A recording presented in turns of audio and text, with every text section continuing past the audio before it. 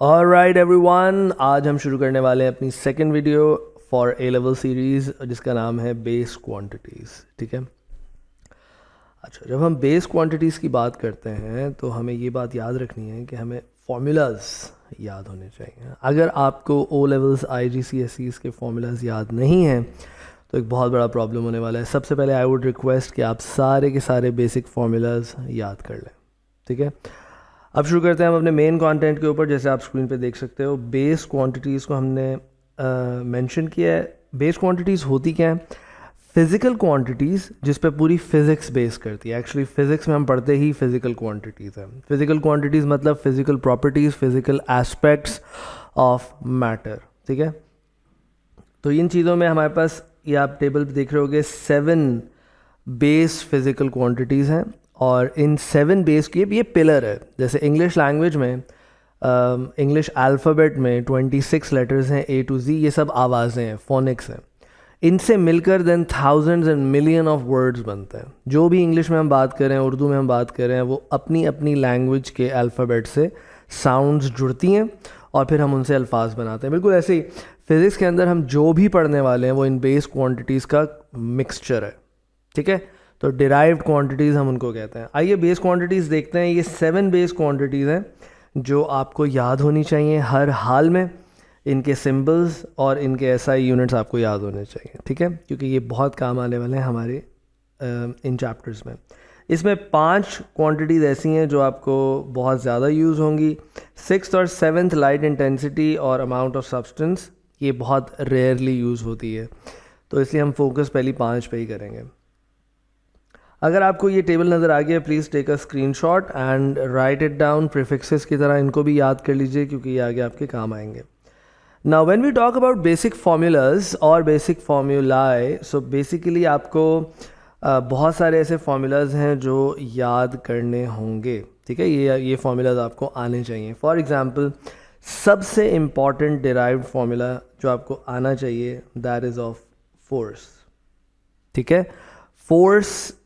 अब इसके यूनिट्स कैसे बनेंगे? यूजुअली हम जानते हैं कि फोर्स का ऐसा यूनिट न्यूटन्स है। We all know that pretty well. सही है। लेकिन इसके बेस यूनिट्स कैसे बनेंगे? तो इसके लिए अगर आपको फॉर्मूला आता है, आपकी ज़िंदगी बहुत आसान हो जाएगी। We know F is equals to ma। ठीक है। बल्कि मैं कोशिश करता हूँ कि इनको डिफरेंट कलर्स में लूँ ताकि ब्रेक करना फिर हमारे लिए आसान हो। तो we can say F is equals to m times A. Let's use distinguished color. So अब हमें पता है कि ये m जो है right now here, it is actually representing mass. ठीक है।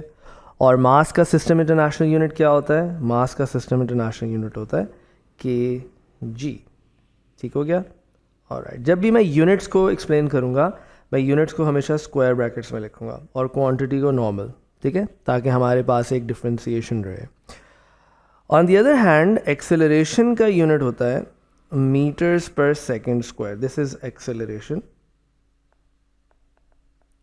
और एक्सेलरेशन का यूनिट होता है हमारे पास मीटर्स पर सेकेंड स्क्वायर। ठीक है। और अगर हम इन दोनों को मिला दें तो हम बता सकते हैं कि भाई फोर्स जिसका यूनिट न्यूटन्स था, वो एक्चुअली इक्वल होता है, किसके इक्वल होता है? Kilograms metres per second square. Alright, once we understand this part कि न्यूटन्स इसके इक्वल होता है। एक और बात यहाँ बताता चलूँ, जैसे मैंने प्रीफिक्सेस की वीडियो में भी बनाई थी कि ए लेवल्स में एग्जामिनर सारे यूनिट्स को एक लाइन में देखना पसंद करता है। सो हम इंडाइसिस का रूल लगाकर यूनिट्स को ऊपर ले आते हैं। How? So metres as it is रहेगा, लेकिन आप जो देख रहे हो स्क्रीन पे, ये जो हमारे पास ये वाला पार्ट है सेकेंड स्क्वायर, ये डिनोमिनेटर में है। तो इंडाइसिस का रूल है कि अगर आप इसको ऊपर लेके जाओगे तो आपके पास इसका प्रीफिक्स अपना साइन चेंज कर लेगा। ठीक है। So this is how it's gonna be written as. ये आपका न्यूटन सबसे बेसिक पार्ट है। न्यूटन आपको समझ में आ गया तो आपको बहुत सारे बेस यूनिट समझ में आना शुरू हो जाएंगे। क्यों न्यूटन? ऐसा क्यों? बिकॉज न्यूटन बहुत सारे फॉर्मूलाज में यूज़ होने वाला है। ठीक है। Let me give you quick example. और देखो इसका सारा लेना देना फॉर्मूलाज से, फॉर्मूलाज आते हैं आपका काम फ़ौरन होना शुरू हो जाएगा। Let's talk about another very important quantity and that is called pressure. अब अगर आपको प्रेशर का फॉर्मूला पता है तो pressure is equals to force upon area. There you go, ये आपका फोर्स दोबारा यूज़ हो गया, force is used again, alright. So अब फोर्स का अभी आपने यूनिट ओपन किया, दैट वाज न्यूटन, और एरिया का यूनिट हम ओपन करेंगे मीटर स्क्वायर, ठीक है। और जैसे मैंने कहा था कि I am gonna put square brackets on the units. अगर आप लोगों ने ये कर लिया है तो अब आप इसको सिंप्लीफाई फर्दर कर सकते हैं। बाय द वे, आप सिंप्लीफाई क्यों करेंगे, that's the question. Is because कि हम सारी क्वांटिटीज़ को बेस यूनिट्स में लाना चाहते हैं। Now your question might be ऐसा क्यों ज़रूरी है। वेल, पहली बात ये कि सीआई के लिए क्वेश्चंस ही ऐसे आते हैं। दूसरी बात, बेस क्वांटिटी समझने से हमें true nature of physical quantity समझ में आती हैं, स्पेशली जो डिराइव्ड क्वांटिटीज़ हैं, कि एक्चुअली उनके अंदर हो क्या रहा है, ठीक है, what is happening in physical sense. इसीलिए प्रीफिक्सेस के बाद जो सबसे इम्पॉर्टेंट चीज़ है वो ये समझना है कि जितनी भी क्वांटिटीज़ आप पढ़ते आए हैं आज तक, pressure, work done, energy, power, इन सब की ट्रू नेचर क्या है in terms of physical aspects. So let's have a look. So हम बात कर रहे थे प्रेशर की, और बाय द वे आपको ये बात याद होनी चाहिए कि प्रेशर का अपना जो यूनिट है, प्रेशर का अपना unit, that is beautiful pink pascals. So actually हम पास्कल्स को तोड़ रहे हैं into its base units. Let's have a look.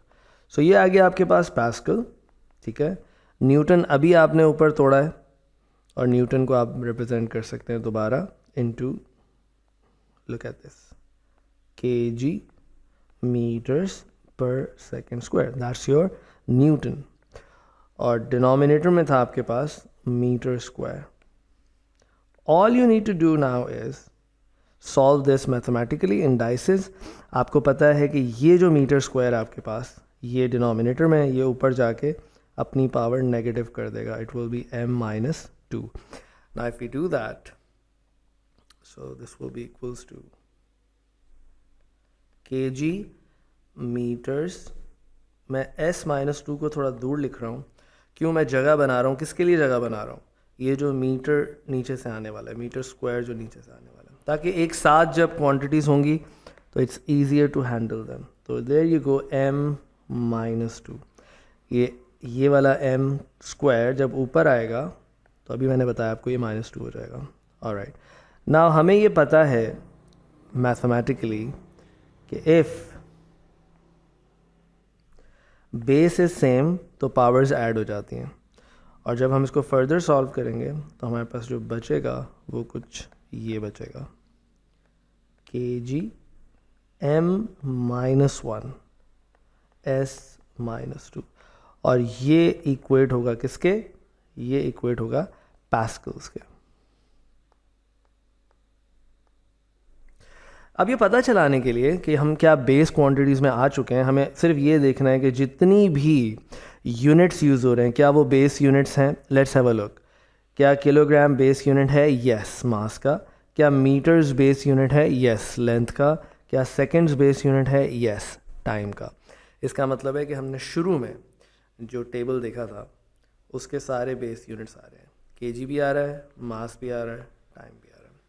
अगर आपकी डेरिवेशन में कोई भी ऐसा यूनिट रह जाए जो इन 5 में आपको नज़र नहीं आ रहा, इसका मतलब ये है कि अभी आपने बेस क्वांटिटीज़ में कम्प्लीटली कन्वर्जन नहीं की। And remember, as I told you कि ये फोर्स वाला सीन तो चलता ही रहेगा। Let's have a look for another and last example for today's this particular video.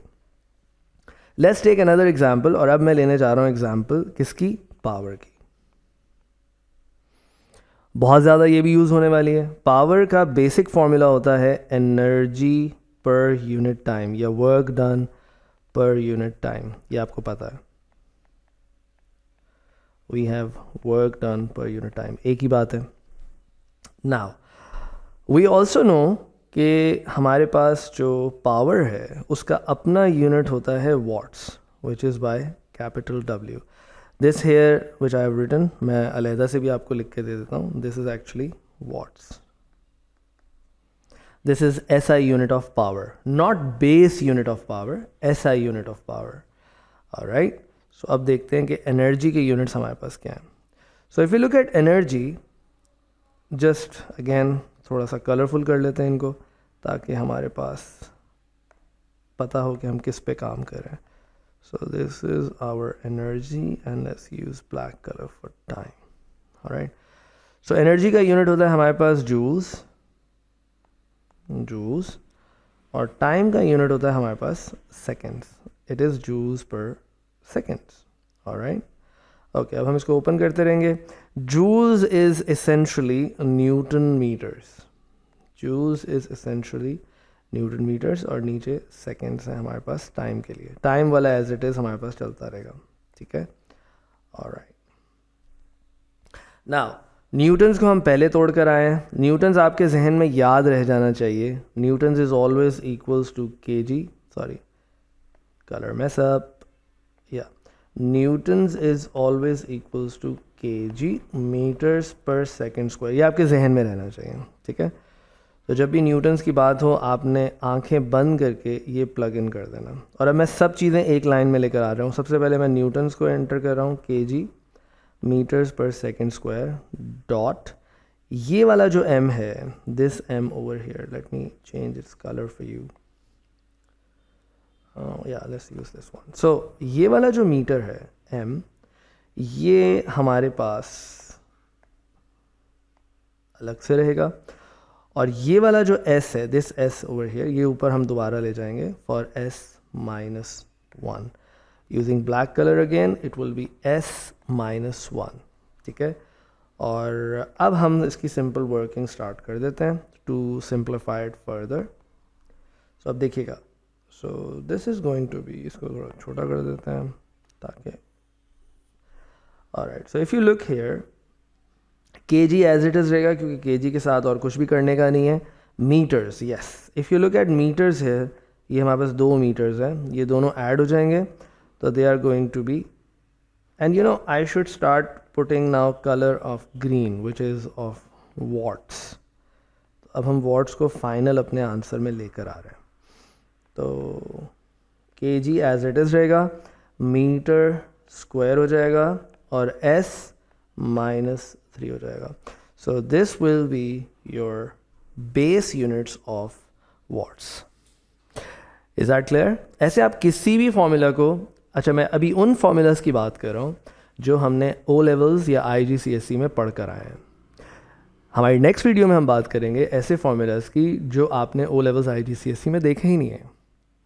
वो फॉर्मूलाज क्या है, we will talk about it in the next video. I hope ये आपको समझ में आई होगी. If there is any query do let me know in your comment section और you can access me personally as well. बाकी इंशाल्लाह मिलते हैं नेक्स्ट वीडियो में. Till then take care. अल्लाह.